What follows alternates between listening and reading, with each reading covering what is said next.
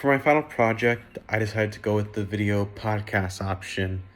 The topic I chose to talk about was in regards of Christopher Columbus. The reason why is because I want to talk about a specific Latin American historical topic in which I can relate to. Mostly, like from my understanding of the topic, which is Christopher Columbus.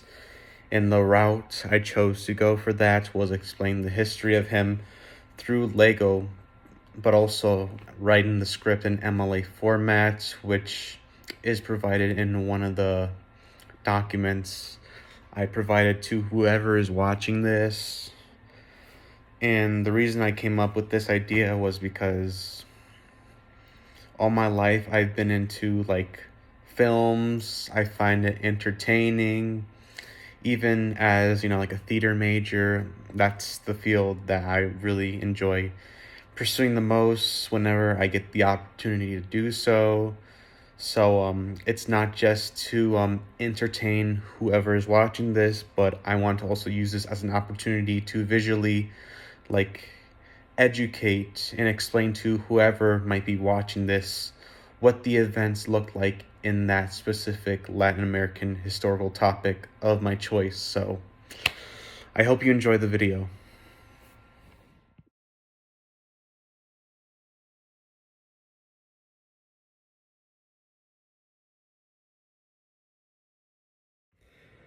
Columbus, the name that I believe most of us have heard before, whether it's Columbus Day, Columbus, Ohio, or even the country in South America called Colombia, or even the word Indian as a term used to describe Native Americans.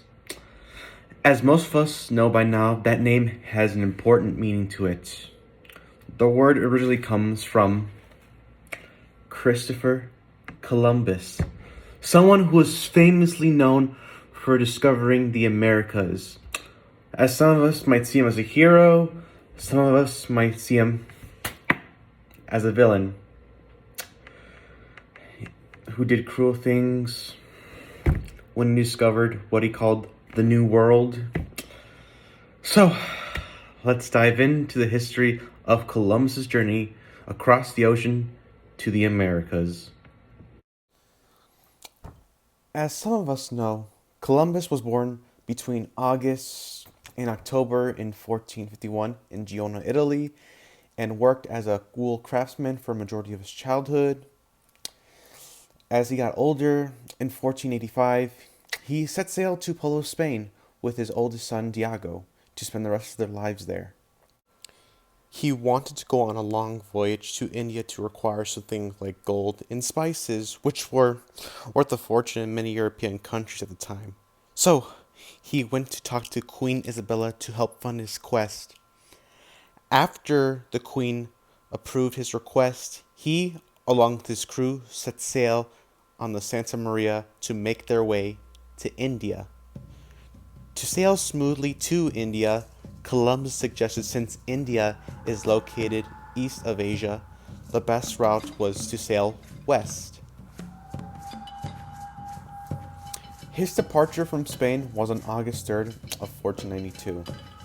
Since his first voyage lasted for over 2 months, you would think traveling for that long would impact Columbus and his crew's health.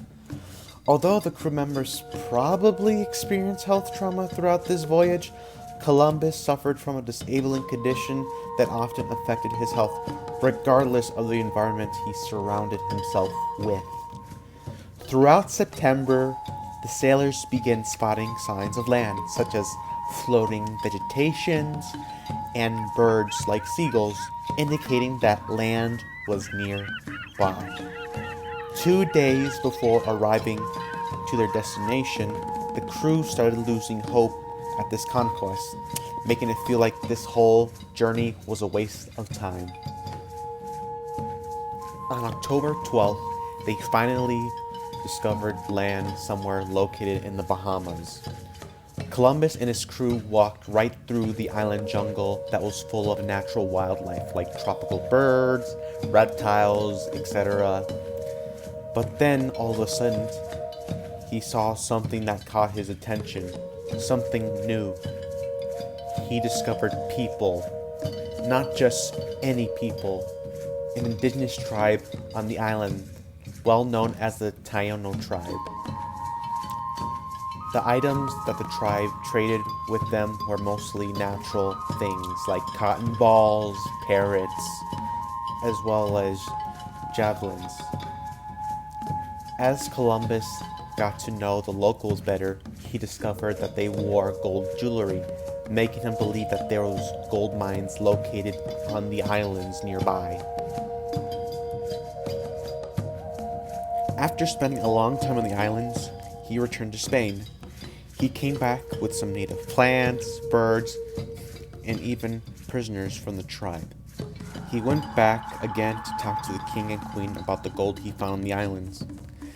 He claimed that if they funded his next journey, that he would bring back as much gold as they wanted him to with the labor from the slaves. When he returned to the islands, he demanded that all the natives were to be slave workers in search of gold, and those who refused to put in the work would suffer the consequences. Throughout this colonization, Columbus's men discovered new villages with more tribes that gave them food, and, like before, they turned against the locals. The Tainos unfortunately suffered cruel acts that were committed by Columbus's order during this time in the Americas.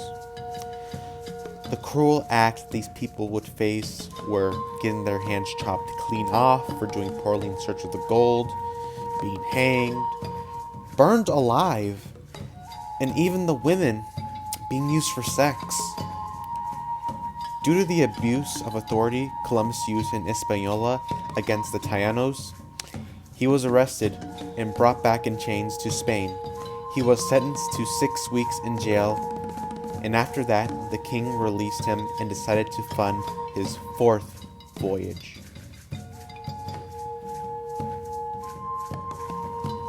Years later, after the discovery of many more lands in the Americas, he demanded that the king and queen give him 10% of the profits of the lands discovered, but they refused, which led Columbus to suffer financially. At age 54, Columbus passed away. After word got around about Columbus's discovery, European countries like England and France wanted to do a quest of their own by discovering new pieces of land. This, of course, slowly caused other Native American tribes to lose their land over the years, and all because of that one person who made this discovery. So yeah, there you go. I hope you enjoyed the video, and I know I enjoyed the process of making this content, but yeah, it was something that I really enjoyed, especially as a theater major. I, want to, entertain, if I ever do, a project like this in the future, I would, love to entertain, anyone on a specific topic, if it's something that I relate to, judging from my experience of learning about the topic, but using it in a much more visually entertaining, educating way.